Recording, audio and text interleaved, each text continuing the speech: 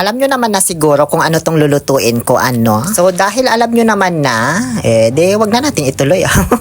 Char. Nakailang luto naman na ako ng belo-belo, pero ang kaibahan ngayon, bukod sa color purple na siya, magluluto ako ngayon bilang si Manong Matmat na may konting pitik ng Mia Khalifa, Mia Hernandez. Butterfly hug ang tawag dito. Therapeutic intervention para kumalma ka, para ma-relax ka. Diba? Simulan na natin ang istorya. Bumili na pala ako ng malalaking sago. Kasi nung nakaraang nagpakulo pa ako niyan, Diyos ko, nagsisi ako. Saging na saba yung di pa masyadong hinog. Glutinous rice flour, kamuting kahoy at gabi de la Merced. At syempre, magagamit ko na naman itong bilaong na didecompose na. Para may paglagyan ako ng aking mga bibilog-biloging glutinous rice flour. Hindi leaves ha, flour. Syempre, uunahin ko na agad yung pagbibilog-bilog. Kasi ito yung pinakamatagal na proseso sa lahat. Kung di mo alam yung proper technique sa pag-layer nito, baka abutin ka ng 8 years. Bali, 2 tig-kalahating kilo ng glutinous rice flour yung gamit ko dyan. So, total 1 kilo. Nagtabi lang ako ng konti sa main coke. Natutunawin ko mamaya sa tubig para gawing slurpee. Slurpee ba yun? Basta yung pampalapot, ganun. Bale, dahan-dahan ko lang pinapahirapan yung sarili ko dyan sa paglagay ng tubig para hindi ko masobrahan at matansya ko ng maayos. Paunti-unti ko lang yan nilagyan ng tubig hanggang sa makuha ko yung tamang texture na kailangan ko dito sa ating dough. Medyo dry pa, sige pa, konti pa, yan. Ay, napagod man ako sa pagbuhat ng galon na to, nanggigil ako. Ginusto ko rin naman kahit papano. Okay na yan, B. Simulan na natin ang pag-layer or pagbibilog-bilog. Hindi required ang paggamit ng gloves kapag nagmamasa ka ng dough para sa mga masiselan dyan. Lalo na sa akin kasi yung kamay ko nagtataglay ng solar hands, parang si Kazuma Azuma. So nakakatulong yung init ng aking palad para mas umalsa at lumambot yung dough na minamasa ko. Huwag kayong mag-alala kasi bukod sa malinis yung kamay ko, maganda yung shape niyan. Parang mga kandila kapag tinitigan mo ng malapitan. Totoo yan. Pag may nakakakita nga ng daliri ko, lagi nilang sinasabi, bali-bali tay gamot mo ay kimakandila, kwanda. Totoo yan. Ang technique sa pagbibilog-bilog nitong pang bilo-bilo, hindi naman kailangang perfect circle. Basta dapat mapagsabay mo ang 3 hanggang 4 na bilog sa isang himasan lang. Hindi yung paisa-isa ka, matatagalan ka talaga doon. Nung halos nakalahati ko na yung pagbibilog-bilog nito, bigla man akong sinaniban ni Manong Matmat na naman. Buti na lang naalala ko yung tinuro ni Patpat sa akin kapag nagkakaroon ka ng anxiety. Gawin mo daw yung butterfly hug, tsaka ka mag-inhale and exhale para kumalma ka. Ganyan sa nakikita ninyo. So ayun, na-relax yung utak ko at parang nawala lahat ng problema ko sa buhay. Kaya ayan, bigla ko na lang naisipang lagyan itong natitirang daw ng ubi flavored condensed milk. Kalahati lang nilagay ko, di ko inubos. Tapos dinagdagan ko na lang din ng konti pang glutinous rice flour. Kasi medyo basa na yung kinalabasan. Ang gusto ko lang naman mangyari dito magkaroon din ng ibang kulay yung aking glutinous rice ball. Binilog-bilog ko na lang yan ulit at mabilis na akong natapos kasi tinulungan na ako nitong mga bata. Ayan malaking kaserolya. Nilagyan ko ng tubig ng naaayon sa gusto ko tsaka ko na pinakuluan. Pwede naman yung pangalawang piga ng niyog. Kaso di na kasi ako nagpiga. Bumili na ako nung napiga na. So kukunti lang yung nakuha kaya mamaya ko na lang yun ilagay Habang inaantay kong kumulo yung tubig, sinimulan ko naman na ngayong balatan itong kamuting kahoy para magkaroon ng manilaw-nilaw na kulay yung ating belo-belo. Kasama na rin itong nabili kong isang malaki at medyo baliko na Gabi Conception.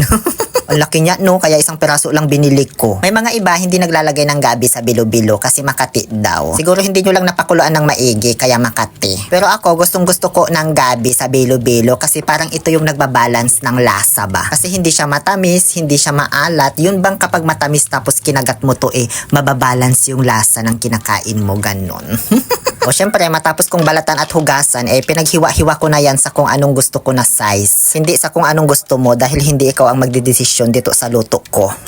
Pagkatapos ay inilaglag ko na rin agad dito sa pinapakuluan ko. Kasi ito ang pinakauna talagang pakukuluan para maluto ng maigi. At hindi kayo katihin doon sa gabi. Hindi yung glutinous rice balls ang unang nilalaglag kasi saglit lang yung lulutang na agad, malambot na. So habang inaantay ko lumambot yung gabi de la Merced at kamuting kahoy, sinimulan ko naman ng paghiwa-hiwain itong mga saba na nabili ko. Kung saan hindi ko pala natanggal yung takip ng kutsilyo. Kan agak makagilgil ko ako ini permainan isa. Ano nga kasi kami? Now that's a funny thing. Sobrang karaata sa akin kaya hindi mo nahati. Mas inuna ko pa kasi talagang umakting kaya ayan, nakalimutan ko tuloy tanggalin yung kaluban niya. So para sa inyong kaalaman, ang ginamit kong saging na saba ay yung hindi pa masyadong hinog. Yun bang papahinog pa lang ganon na medyo ampasagar kasi naaasiman talaga ako sa saba kapag hinog na. Totoo, ewan ko kung ako lang ba ang naaasiman ha. Kaya hindi ko talaga masyadong bet kapag masyadong hinog na yung saba. Gusto ko yung maniba lang. After 8 years, ayan, hindi pa masyadong malambot yung ating gabi de la Merced at kamuting kahoy. So tinakpan ko ulit. After 17 years, ayan, dinoble check ko ulit at nung tinouch by touch ko na, malambot naman na. So, pwede na to. Ilalaglag na natin itong langka. Ay, ito palang mga glutinous rice balls. Pinutuputok ko na lang yung pagbuhat para hindi ako mahirapan. Bahala na kayong magdikit-dikit dyan. Ayan, o diba, naging isang buo na naman sila. Sana di ko na lang binilog-bilog, no? Hindi, maghihiwa-hiwalay din naman yan kapag lumambot na tapos pag hinalo-halo ko na ng maigi. Binuhos ko na rin yung natirang condensed milk na ubi flavor para magka-violet yung kulay ng sabaw. Kasi nagsawa na talaga ako sa kulay puti na belo-belo. Gusto ko yung kulay violet naman. After 28 years, ayan, ang tagal namang kumulo nito. Pero pwede na yan, ilagay ko na tong nabili kong gata. Una at pangalawang piga na yan magkasama. Sabay ko na silang ilalagay. Hindi ko na nilagyan ng maraming gata kasi may condensed milk naman na akong nilagay. After 2 decades, ayan, kumukulo na rin sa wakas at kung napansin nyo, medyo malabnaw pa. Kaya dito ko na ngayon ibubuhos itong ginawa kong Slurpee ba yung tawag dito. Basta yung tinunaw na glutinous sa tubig para lumapot. After 10 million milliseconds, ayan na yung itsura niya. Kumakapal na yung sabaw, kaya nilaglag ko na yung zago at yung saging ni Aging. Yun lang naman, ano pa bang pwedeng ilagay dito? Pwede ba itong lagyan ng leche plan? Itong langka pala, buti na alala ko ano. Diba, gamit na gamit yung aking minatamis na langka. Ayan nga, kalahati na lang yung natira. Or kulang na nga yata yan sa kalahati. So yun na yun, pakukuloan ko lang yan hanggang sa mas lumapot pa. Ay hindi, teka lang yung asukal pa pala. Diyos ko, muntikan ko nang nakalimutan. Kunti lang naman nilagay ko kasi ayoko ng matamis. Tikman ko lang saglit kung okay na ba yung tamis. Sakto na para sa akin pero parang may hinahanap pa akong ibang lasa. So ayan, nilagyan ko ng konting asin, kupong, sing-sing para magkaroon ng plot twist yung lasa niya. Pinakuluan ko lang yan ng pinakuluan hanggang sa maging ganyan na siya kalapot.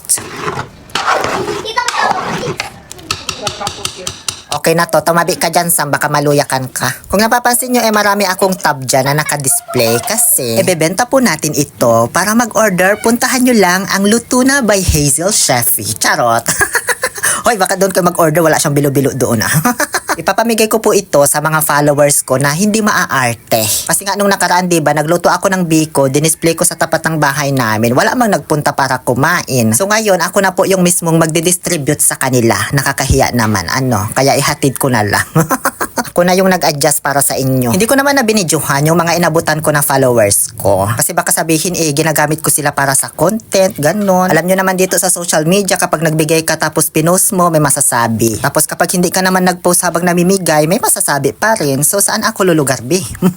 So yun lamang po, sana nag-enjoy kayo. Please like and share this video, mag-comment ka kung gusto mo at syempre follow mo ako. Muli ito po ang inyong Lonely Pill Oliver Castro na nagsasabing, yes to toxicity, let's make people angry.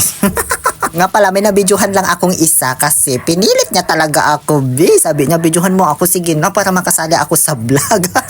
O ayan, nanggigil ako sa iyo, buti na lang, medyo gwapo din naman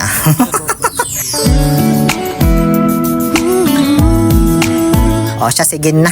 Baka mapag-alaman nyo pang mga pogi lang talaga yung binigyan ko.